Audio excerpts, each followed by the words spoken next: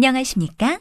이 테이프는 2008학년도 3월 고1 전국연합학력평가 언어영역 듣기평가 안내 녹음 테이프입니다.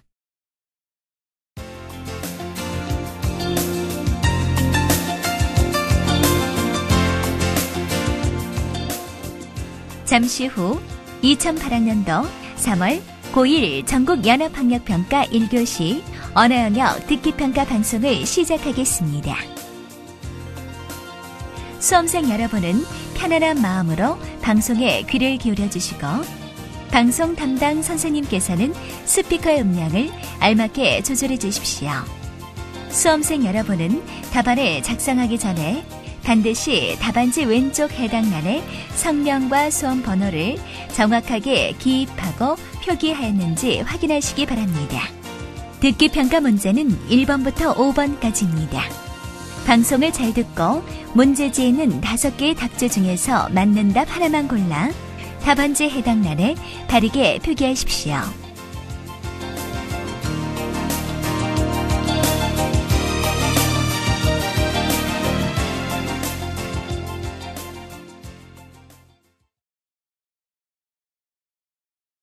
그러면 지금부터 1교시 언어영역 듣기평가를 시작하겠습니다. 1번부터 5번까지는 듣고 답하는 문제입니다. 방송을 잘 듣고 답을 하시기 바랍니다. 듣는 내용은 한 번만 방송됩니다. 1번. 이제 한 편의 이야기를 들려드립니다. 잘 듣고 물음에 답하십시오. 꿈 많던 22살 청년 피에르 가르댕은 어느 날 종이 2장을 손에 쥐고 고민에 빠졌습니다. 파리에 적십자 사러 갈 수 있는 추천서와 디자이너 왈드너의 가게에서 일할 수 있는 소개장. 긴 망설임 끝에 그는 주머니에서 동전을 꺼내 위로 던졌습니다. 앞면이 나오면 왈드너, 뒷면이 나오면 적십자로 가는 거야.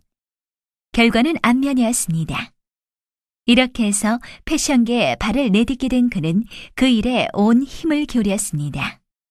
그 결과 피에르는 재능과 노력을 인정받아 당시 최고의 디자이너인 디올 밑에서 일하게 되었습니다. 몇 년 동안 실력을 갈고 닦던 그에게 또 한 번 선택의 순간이 왔습니다. 디올이 죽고 나자 그의 후계자로 피에르가 지목된 것입니다. 그러나 그는 쉽게 결정을 내리지 못했습니다. 이곳에 있으면 장래는 보장돼. 하지만 내 이름을 건 가게를 내보고도 싶어. 이번에는 연필을 세웠습니다. 오른쪽으로 넘어지면 디올, 왼쪽이면 내 가게. 연필은 왼쪽으로 쓰러졌습니다. 독립을 택한 그는 그 일에 최선을 다했습니다. 그 결과 피에르는 세계적으로 영향력 있는 패션 디자이너로 성장할 수 있었습니다. 이러한 피에르 가르댕을 두고 신중하지 못하다고 생각할 수 있습니다.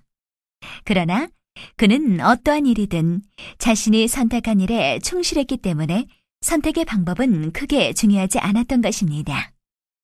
그가 어떠한 선택을 했어도 그는 성공할 수 있었을 테니까요.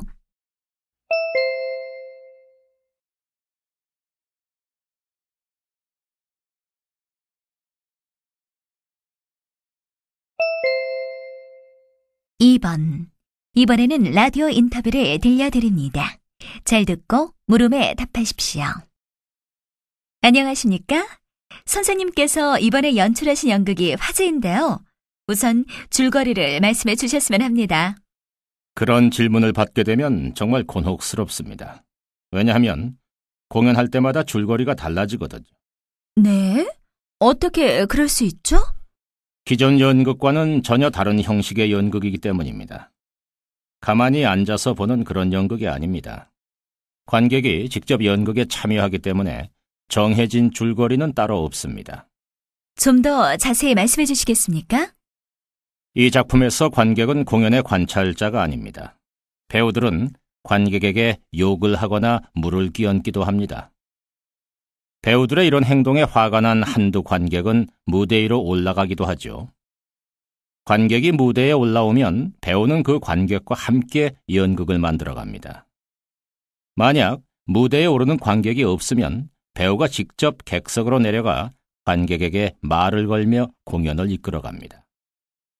이렇게 연극이 진행되기 때문에 관객은 한순간도 긴장을 늦출 수 없게 됩니다. 그러면 이 작품을 통해 무엇을 전달하고자 한 것이죠? 공연에 관객이 직접 참여하게 함으로써 객석과 무대의 경계를 허물고 싶었습니다.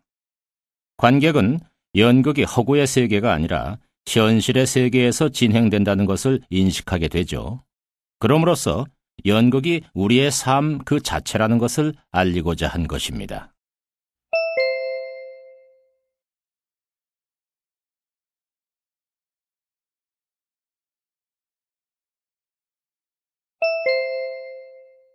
(3번) 이번에는 강의 일부를 들려드립니다. 잘 듣고 물음에 답하십시오. 동물들은 끊임없이 경쟁을 하기 때문에 혼자 살아가는 것보다는 협동하는 것이 이득입니다. 그래서 많은 종들이 협동을 위한 특별한 행동을 발전시켜 왔는데 그 중 하나가 같은 종끼리 영구적인 집단을 형성하는 것입니다. 영구적인 집단은 생존의 문제를 해결하는 수단이 될 때 형성됩니다. 먼저 포식자에게 붙잡힐 가능성을 줄이기 위해서 많은 개체들이 단순히 무리를 지어 사는 경우가 있습니다. 예를 들어 살파라는 물고기는 떼지어 다니는데 그렇게 함으로써 많은 개체 수와 색깔이 포식자들에게 혼동을 일으켜 개체들이 살아남을 가능성이 커지게 됩니다. 다음으로 효율성을 높이기 위해 영구적인 집단을 형성하는 경우도 있습니다. 개별적인 행위만으로는 생존 문제를 해결하는 데 큰 효과가 없을 때 협력을 하게 되는 것이죠. 이때 협력의 열쇠는 집단 구성원들의 적극적인 상호작용인데 이를 위해서는 집단 내에서의 역할 분담이 중요합니다.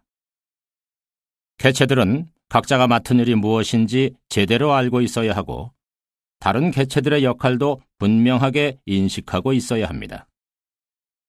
이러한 조건이 갖춰졌을 때 그 집단은 협력을 통해 효율성을 높일 수 있습니다.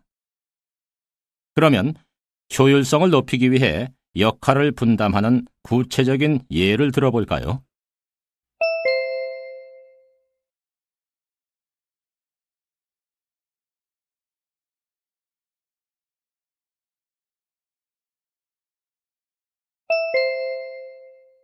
(4번과 5번) 다음은 라디오 대답의 일부를 들려드립니다. 잘 듣고 4번과 5번의 두 물음에 답하십시오. 안녕하십니까? 오늘은 한국대학 언론학과 최 교수님을 모시고 PPL에 대해 알아보는 시간을 갖겠습니다. 안녕하세요, 최 교수님. 안녕하세요. 최 교수님, 우선 PPL이 무엇인지부터 설명해 주시면 감사하겠습니다. 영화나 드라마에 배치된 특정 회사의 제품이나 브랜드들 중에는 일종의 광고 효과를 노린 게 많습니다. PPL은 화면에 자기 회사의 제품이나 브랜드를 배치해서 관객 또는 시청자들의 무의식 속에 그 이미지를 자연스럽게 인지시키고 그에 대한 대가로 약정된 대금을 지불하는 식의 간접 광고를 의미하죠. 네, PPL은 특정 제품이나 브랜드를 영화나 드라마에 노출시켜 광고 효과를 노리는 것을 일컫는 말이군요. 간단히 말하자면 일종의 끼워넣기 마케팅이라고도 볼 수 있겠네요. 그런데 요즘 일부 영화에 쓰인 PPL이 문제가 되고 있다는데 자세히 설명해 주시겠습니까? PPL의 생명은 관객들에게 광고라는 인식을 주지 않으면서 자연스럽게 제품을 소개하는 데 있습니다. 최근에 개봉된 일부 영화에서 PPL이 문제가 되는 이유는 줄거리나 장면 전개에 상관없이 무작정 PPL을 끼워 넣기 때문이죠. 그러다 보면 영화의 구성이 억지스럽게 되어 결국에는 관객을 위한 영화가 아니라 광고를 위한 영화로 전락할 우려가 있습니다. 그리고 시도 때도 없이 PPL이 노출된다면 관객의 정서적인 몰입을 방해할 가능성도 크죠.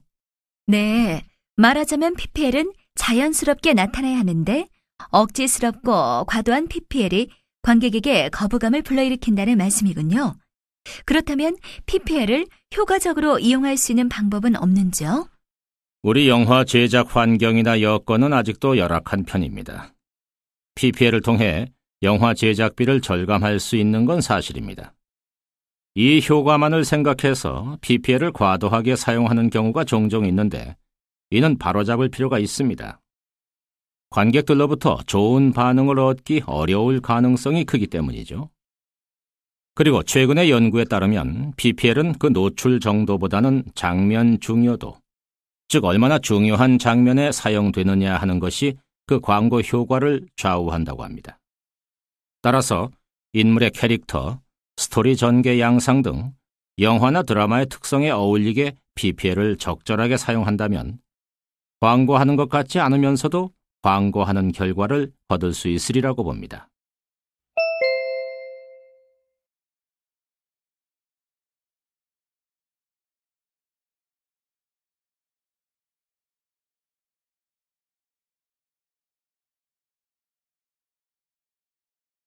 이제 듣기 문제는 모두 끝났습니다. 6번 문제부터는 문제지의 지시에 따라 답하십시오.